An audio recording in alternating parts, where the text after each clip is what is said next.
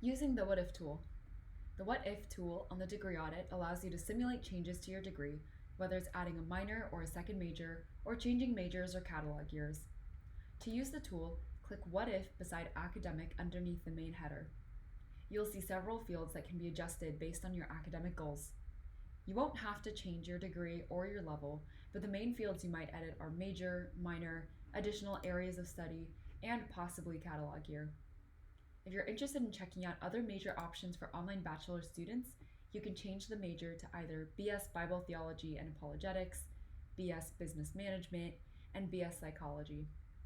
If you're considering switching to an in-person program, you may select any other major listed under the Bachelor of Science degree, Bachelor of Arts, Bachelor of Fine Arts, or Bachelor of Music. Once you make the edits you want to see, so let's say Bible Theology and Apologetics with a minor in Applied Psychology, you can click the blue Process button at the very bottom right to see a simulated degree audit based on your changes. This can help you visualize what new requirements might look like and how your completed courses might apply to a new degree.